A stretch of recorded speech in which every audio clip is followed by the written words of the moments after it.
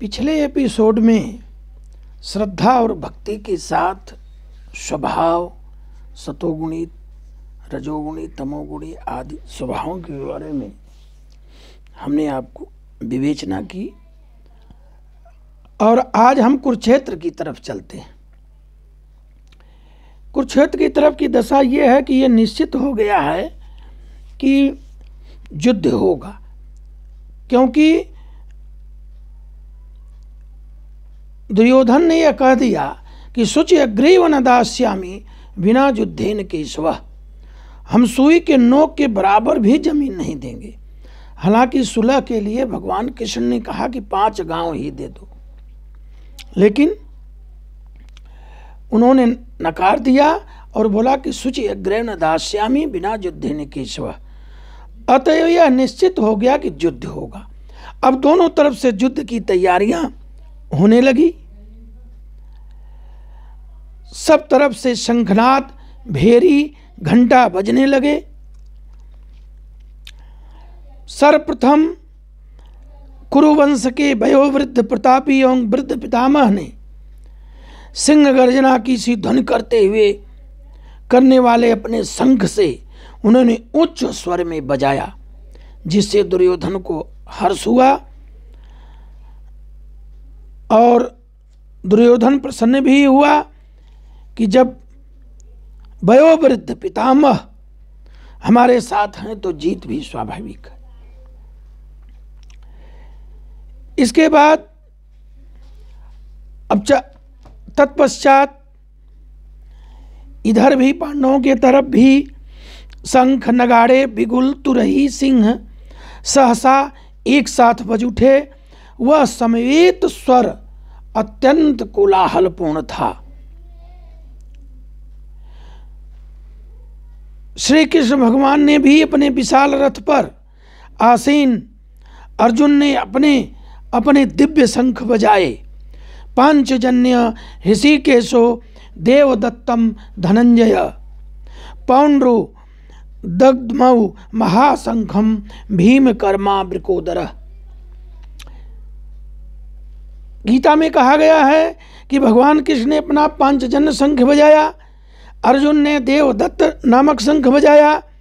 अति भोजी, अति मानवीय कार्य करने वाले भीष्म ने पौंड्र नामक शंख, भयंकर शंख को बजाया। जो जैसा था वैसी शंख भी थी। भीम की भीमाकाय पौंड्र नामक शंख थी, जिससे कि भयंकर आवाज आती थी। इस प्रकार गीता में लिखा गया है कि अनंत विजयम राजा कुंती पुत्रो युधिष्ठिर नकुल सहदेवश्च सुघोष मणिपुष्पकौ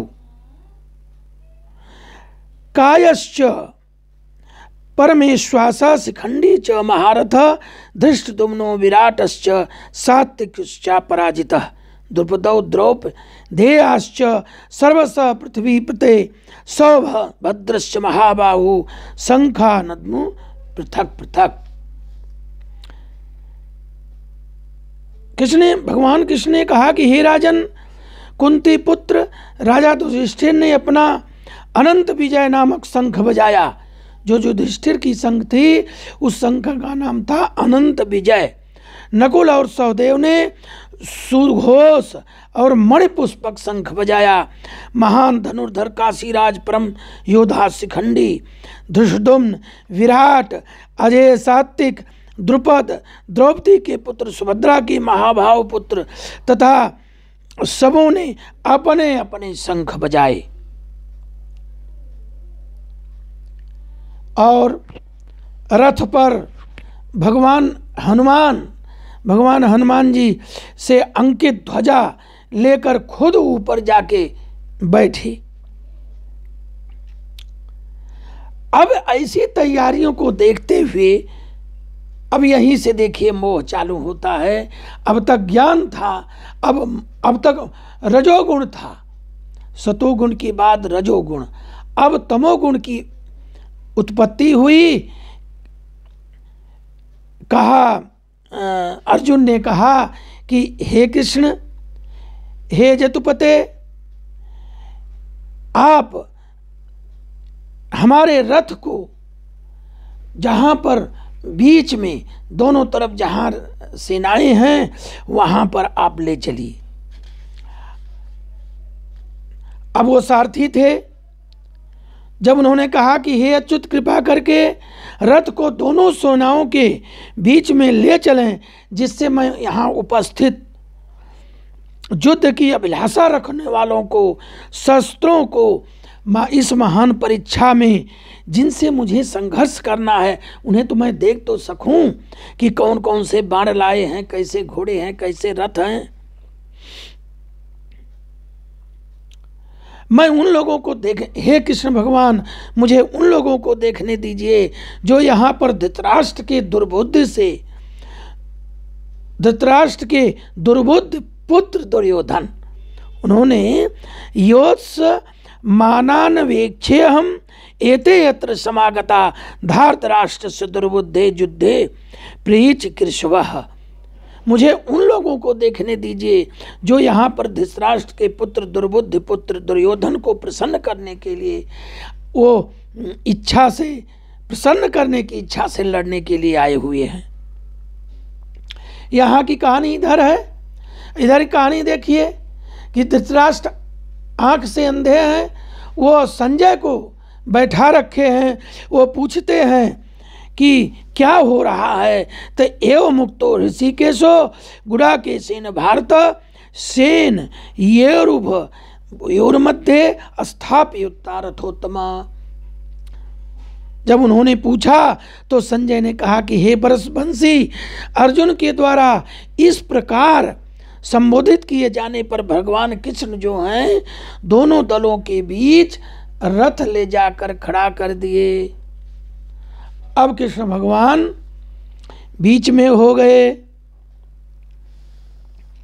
और जब बीच में हो गए तो सबको देखे, बस तुरंत जो है मोह का सर पर मोह का आकर्षण चढ़ा, और उन्होंने कहा अर्जुन ने कि बेप थुश्च शरीरे रे मेरो हर्मश्च जायते गांडीव अस्त्रसते हस्तात्र कैचित परिदयते। मेरा शरीर कांप रहा है, मेरे रोंगटे खड़े हो रहे हैं, मेरा गांडीव धनुष मेरे हाथ से सरक रहा है, मेरी त्वचा जल रही है, मैं यहाँ पर और ज़्यादा नहीं खड़ा रहने में असमर्थ हूँ, खड़ा नहीं रह सकता, मैं अपने को भूल रहा हूँ, मेरा सिर चकरा रहा है। हे कृष्ण, मुझे केवल अमंगल के कारण दिख रहे हैं।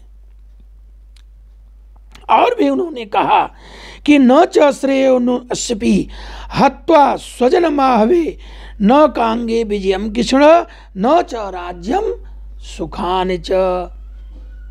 हे कृष्ण, इस युद्ध से, अपने ही स्वजन का वध करने से हमें क्या मिलेगा? मुझे कौन सी अच्छाई दिखती है? मैं उससे किसी प्रकार की विजय या राज्य या सुख की इच्छा नहीं रखता हूं, क्योंकि ये सब अपने लोग हैं। उन्होंने कहा कि किम नो राज्येन गोविंद किम भोगर्जीवितेन वा ये सामर्थ्य कांक्षितम नो राज्यम भोगा सुखानि च तइमेव स्थिता युद्धे प्राणा सिक्ता धनानि च आचार्या पितरः पुत्रास्थैव च पितामहा मातुला स्वसुरा पौत्रा स्याला सम्बन्धिता एतान् हन्तुमिच्छामि घ्नन्तोऽपि मधुसूदन अपि त्रैलोक्य राजस्यं हेतो किं न मही कृते निहत्य धार्तराष्ट्रान् का प्रीति स्यात् जनार्दनः। एकदम वो घबरा गए, विभिन्न प्रकार की चीजें बोले। अब आज मैं यहीं पर खत्म कर रहा हूँ। कर जो है अर्जुन की इन्हीं बातों से कि अर्जुन ने श्री कृष्ण भगवान से क्या कहा, इन्हीं बातों से हम आगे चलेंगे। बोलिए श्रीमद् भागवत महाराज की जय, बोलिए गीता जी की जय, बोलिए कृष्ण भगवान की जय। आप लोग इसे देखें, अपने बच्चों को दिखाएं, सुनाएं, समझाएं। इसमें आगे और सी चीज़ें बहुत अच्छी आएंगी।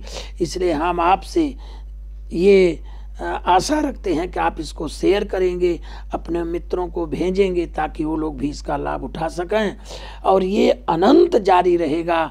हमने आजीवन संकल्प किया है कि यह जो है चलता रहेगा। आप रोज रोज का देखें और सब लोगों को दिखाएं। जय श्री कृष्ण।